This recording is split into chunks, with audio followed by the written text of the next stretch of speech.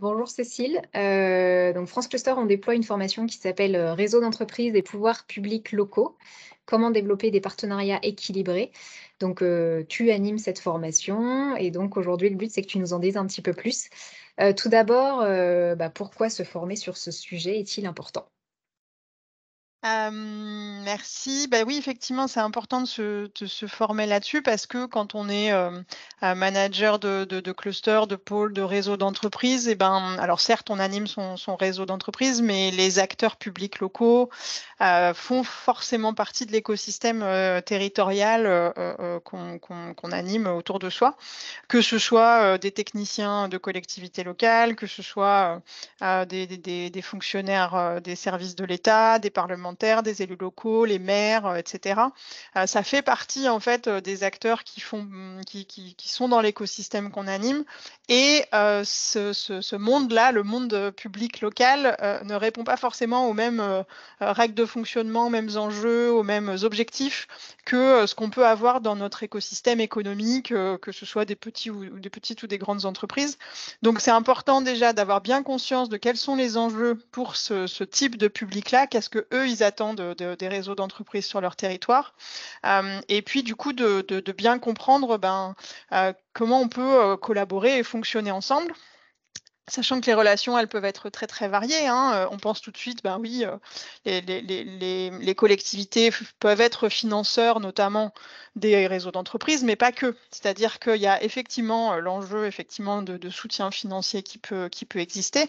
Mais de manière plus générale, les acteurs publics locaux ont, par exemple, besoin de mieux comprendre, les enjeux économiques parce que, c'est pas forcément des choses qu'ils maîtrisent bien. Donc, en tant que manager de cluster, de réseau, eh ben, il faut pouvoir aussi faire connaître et transmettre un petit peu, des enjeux qui sont évidents pour nos entreprises, mais qui ne le sont pas pour les acteurs publics.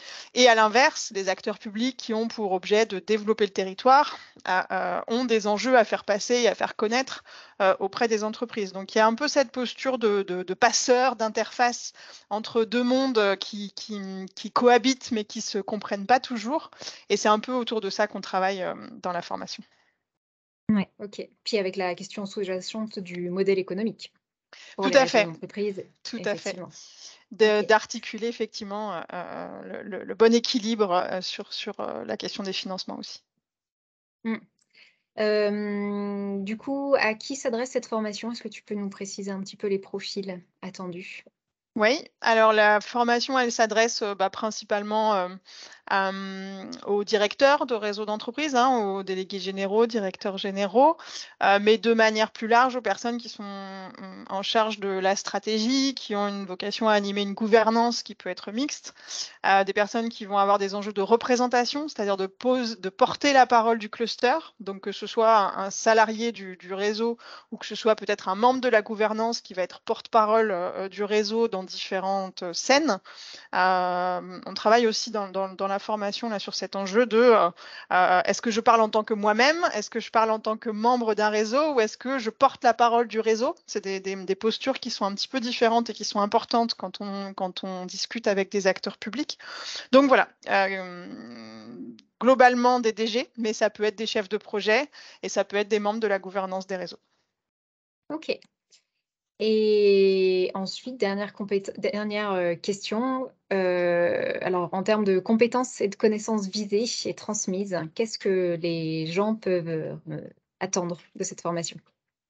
Alors dans la formation, on commence déjà par une partie un petit peu, pédagogique, académique sur un peu le qui fait quoi, parmi les acteurs publics locaux.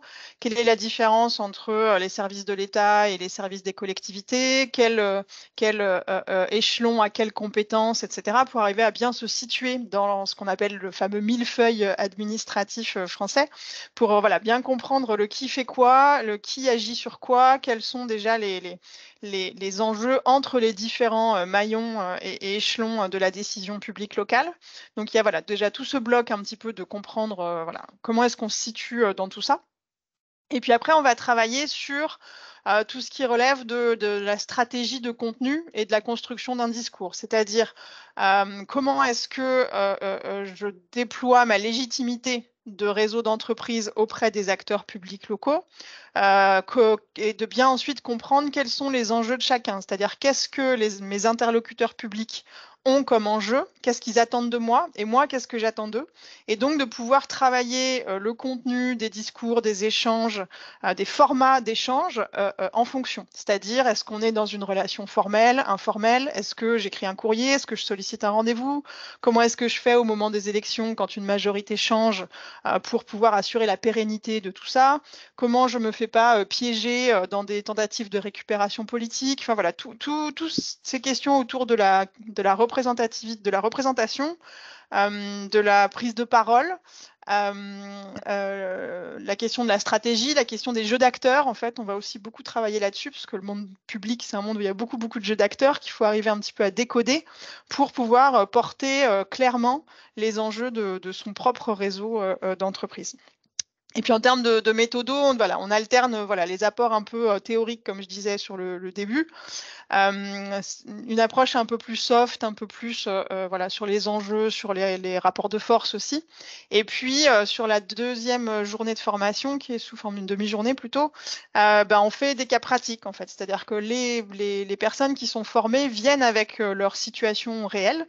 Et puis on va travailler dessus selon la modalité du co-développement. Donc c'est-à-dire que le groupe se met au service des situations des uns et des autres pour les dénouer.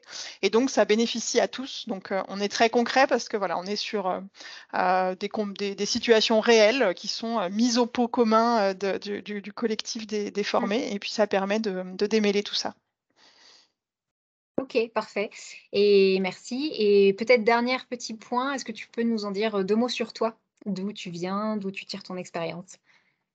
Eh ben, avec plaisir. Moi, je suis un petit peu à l'interface de tout ça, hein. L'idée de cette formation et de l'ingénierie de cette formation, elle vient aussi de mon parcours qui est mixte.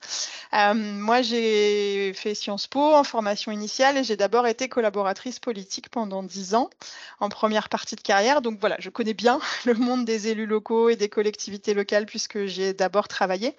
Et puis, je me suis reconvertie et ensuite, j'ai été manager de cluster dans le secteur de la logistique. Donc voilà, donc je connais un peu les 2 mondes et ces interfaces entre ces 2 mondes. Donc c'est un peu de ce point de vue-là que j'ai été sollicitée la première fois pour monter cette formation. Et puis aujourd'hui, je me suis lancée à mon compte, donc je fais du conseil à mon compte aujourd'hui. Voilà. Ok, merci Cécile. Donc, si vous voulez en savoir plus sur le programme, je vous invite à aller cliquer sur la barre d'information où vous pourrez accéder au contenu complet et autres modalités d'inscription. Merci beaucoup Cécile et puis à Merci. très vite.